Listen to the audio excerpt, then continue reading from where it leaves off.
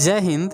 जब कभी हम ऑनलाइन ट्रांजैक्शन करते हैं, रेलवे टिकट्स बनाते हैं, मेल आईडी क्रिएट करते हैं या किसी भी वेबसाइट पर कोई भी अकाउंट्स क्रिएट करते हैं, तब हमारा सामना इस प्रकार के कुछ कैप्चा से होता है। ये कभी हमें इमेज के फॉर्म में मिलते हैं, कभी टेक्स्ट के फॉर्म में मिलते हैं और आजकल तो दोस्तों ऑडियो के फॉर्म में भी मिलते हैं। मतलब किसी भी फॉर्म में ये पेश किया जा सकते हैं। आखिर क्या भला है, क्या है दोस्तों ये कैप्चा, क्यों इसे अपनाया गया? समझिए, यह भी और एग्जामिनेशन की तरह ही हमारे लिए छोटी छोटी परीक्षाएं ऑर्गेनाइज कर रहा है। कई लोग इरिटेट होते हैं कि क्यों बार बार मुझे यह दिखाया जाता है, इससे होगा क्या? इसी टॉपिक को सिंपल हिंदी भाषा में आज समझते हैं दोस्तों। वीडियो हमारी अच्छी लगे तो सब्सक्राइब कर तो जरूर करना और साथ साथ लाइक या डिसलाइक कुछ करके जाना दोस्तों। इसको एक एग्जाम्पल से समझते हैं। जैसे हम लोग रेल टिकट बनाते हैं, कंफर्म नहीं मिली कोई बात नहीं तो तत्काल कोटा पे जाते हैं। इसमें भी स्लीपर का अलग टाइमिंग दिया हुआ है, रेलवे की वेबसाइट पे एसी की अलग टाइमिंग दी गई है। मतलब तत्काल खुलने का अलग अलग समय निर्धारण किया गया है। हम जैसे ही उस समय पर लॉगिन कर विजिट करेंगे, ट्रेन सिलेक्शन करेंगे, सीट सिलेक्शन करेंगे, पेमेंट करने तक में 1 से 2 मिनट का समय तो लग ही जाता है। मिनिमम से मिनिमम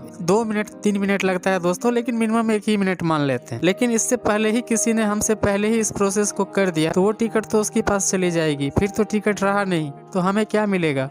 ठेंगा। यहीं पे मान लीजिए हम कोई बड़े प्रोग्रामर हैं, कोड डिकोड की अच्छी समझ है तो हम एक स्क्रिप्ट बना सकते हैं। देसी भाषा में कहूँ तो एक रोबोट क्रिएट कर सकते हैं। उस रोबोट को सारी चीजें पहले से बताकर रखूंगा और जो ही 11 बजेगा वह स्क्रिप्ट रन करा देनी है मुझे। इस प्रकार ऑटोमेटिकली जो चीज मुझे मैनुअली करनी पड़ती थी वह काम मेरी अब स्क्रिप्ट करेगी। इस तरह जिस काम में हमें कम से कम 2-3 मिनट लग जाने थे वही काम अब इस स्क्रिप्ट की मदद से 10 सेकंड में हो जाएगा। अब यहाँ पर सभी वेबसाइट वालों को क्या, पूरी दुनिया के लोगों के लिए ये परेशानी का सबब बन गया कि कैसे पता किया जाए कि सामने वाला कौन है, ह्यूमन है, रोबोट है, क्या है। पार्टिकुलरली कोई ह्यूमन है भी या नहीं है, मतलब यूजर कोई इंसान है या रोबोट है, ये पता करना काफी मुश्किल हो रहा था।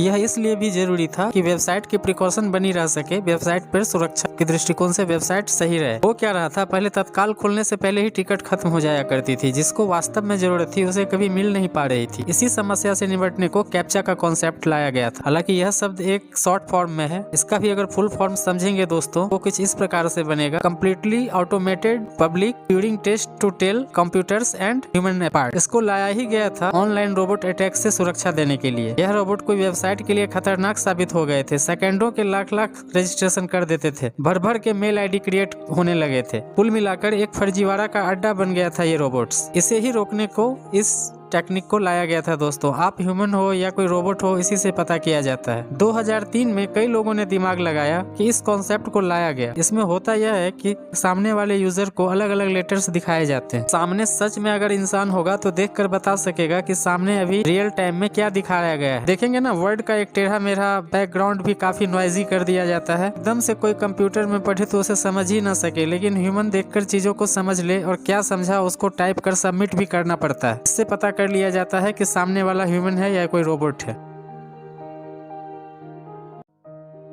इतना तक तो ठीक था, पर बाद में इसे और भी एडवांस किया गया। लोगों ने दिमाग लगाया कि सिर्फ अल्फा न्यूमेरिक ही क्यों दिखाना, अलग अलग तरह की मीनिंगफुल चीजें दिखाने लगे वो लोग। फिर कॉन्सेप्ट आया रीकैप्चा का। इसका मोटिव यही था कि भैया फालतू की चीज दिखाने से अच्छा है कि कुछ वर्ड्स दिखाते हैं। इसने बाजार की सारी किताबों को एक एक करके स्कैन करना शुरू किया और उसमें वर्ड डालकर उसमें से निकाले गए वर्ड उठाकर कैप्चा में डालने लगे। लेकिन आपको पता होगा एक टेक्नोलॉजी और भी है, OCR यानी ऑप्टिकल कैरेक्टर रिकॉग्निशन। यानी इसे आप कोई भी इमेज दिखाते थे, कंप्यूटर वह स्कैन करके ही बता सकता है कि क्या लिखा है उस लेटर में। वो लेटर में लिखे चीजों को टेक्स्ट में कन्वर्ट कर लेता था। क्या था दोस्तों, कर लेता है। यह फेल्योर रहा। कारण मतलब ही क्या रहा, जब OCR से लोग इसका पता कर ही लेंगे। फिर बाजार से लाए सभी वर्ड कलेक्शन को OCR के ही माध्यम से पढ़ाना शुरू किया गया। कौन सा वर्ड कंप्यूटर पढ़ रहा और क्या नहीं पढ़ रहा। कंप्यूटर ने कुछ ऐसे वर्ड बताए जिसे वो पढ़ नहीं पा रहा था। उन्हीं सारी वर्ड को उठाकर भर भर के कैप्चा में डालना शुरू किया गया। साफ है, जब कंप्यूटर ही नहीं पढ़ पा रहा तो ऑटो टेक्स्ट में कन्वर्ट करना मुश्किल था। इस प्रकार कैप्चा के बाद जो रीकैप्चा बना वो उसी सब बुक्स के वर्ड्स दिखाए जाते थे, बस टेढ़ा मेढ़ा कर दिया जाता था। इस प्रकार यह सब चल ही रहा था तो वर्ष 2009 ईस्वी में गूगल आया। इसके सामने स्पैमिंग की समस्या को रोकने की बहुत बड़ी चुनौती थी। गूगल वालों ने क्या किया, ज्यादा दिमाग न लगाकर इस रिकैप्चा बनाने वाली कंपनी को ही खरीद लिया। इसने 2009 में यह रिकैप्चा गूगल के पास चली गई। अब गूगल अपना दिमाग लगाकर इसको और भी एडवांस करने की सोची। कारण बार बार लोगों से टेस्ट भरवाना भी ठीक बात नहीं थी। एक तो टाइम वेस्ट, ऊपर से लोग चीजों को से अनाय हो रहे थे। अब गूगल ने यहाँ सोचा सोचा क्या, सोचते सोचते अब गूगल कुछ सोचता इसको एडवांस करने के लिए तब तक बाजार में कई सारी कंपनियां आ गई। उन लोगों ने भर भर के बंदे बैठा दिए, जैसे देखते हो ना दोस्तों, just like call centre type से। उन लोगों ने कहा कि मुझे अगर जो भी कंपनी पैसा देगा हम उसके कैप्चा को सॉल्व कर दिया करेंगे। इसके लिए भी उन्होंने एक स्क्रिप्ट बना दी गई। जब जब कैप्चा आता था वह ऑटोमेटिकली वह उनके पास चला जाता था, फिर जो इमेज वह भर कर देते थे ऑटोमेटिकली वह चीज बाईपास हो जाती थी। एक प्रकार से यह भी पेड सर्विस बन गई। कैप्चा भरवा लो, पैसे कमा लो, बहुत सस्ते में कैप्चा ले लो, मतलब ये सब चलने लगा। यह सब ड्रामा देखकर गूगल ने फिर से दिमाग लगाया कि इन लोगों से लिखवाने भरवाने से अच्छा है क्यों न इसको खुद और भी एडवांस बनाया जाए। तब जाकर गूगल ने खुद का एक नया कैप्चा लॉन्च किया, जिसका नाम दिया नो कैप्चा। खासकर यह गूगल के साइट पर प्रयोग होते हैं, जिसका सिंपल मतलब है आई एम नॉट रोबोट। बस आपको एक क्लिक करना है, अगर ग्रीन कलर में राइट क्लिक शो हो गया तो आप उस लेवल को पार कर सकते हैं। अब आपको लगेगा कि जब हम इंसान क्लिक कर सकते हैं तो रोबोट भी तो कर सकता था, स्क्रिप्ट तो वह भी क्लिक कर सकता है। नहीं, बातों को समझिए। यहाँ पर दिक्कत यह है कि जब हम क्लिक करते हैं तब हमारी सारी इन्फॉर्मेशन उठाकर वह गूगल के पास चली जाती है। अब समझिए क्या क्या जाता है। पहला हमारा आईपी एड्रेस, दूसरा हमारा कंट्री का लोकेशन, तीसरा हमारा सिटी का लोकेशन, चौथा जब आप क्लिक कर रहे थे तो आपका माउस का कर्सर का मूवमेंट कैसे था, टेढ़ा आया, सीधा आया, डायगोनल आया, कैसे आया, यह भी जाती है। पांचवा उस पेज पर आप कितनी बार स्क्रॉल किए हैं। छठा आप उस पेज पर कितने समय से हो। काफी सारी चीजें इन्फॉर्मेशन इंस्टेंट चली जाती है गूगल के पास। ये सारी इन्फॉर्मेशन गूगल का सर्वर सेंस करता है, जहां मशीन लर्निंग यूज की जाती है। पता लगाया जाता है कि यह चीजें जो आई हैं उसका बिहेवियर कैसा है, क्या था उसका बिहेवियर, आपका उस पर क्लिक करने का तरीका क्या था, वो एक ह्यूमन का था या एक रोबोट का था। अगर 95% गूगल के सर्वर को लगता है कि सामने वाला ह्यूमन है तो कुछ क्लिक या ओके वह करता है और इधर अपने आप अपने नेक्स्ट प्रोसेस पर चले जाओगे। लेकिन उसे 5 से 10% तक भी लगा कि कोई रोबोट है तो वह इमीडिएट इफेक्ट से आपको रोक देगा और अपने अगले प्रश्न को रख देगा आपके सामने।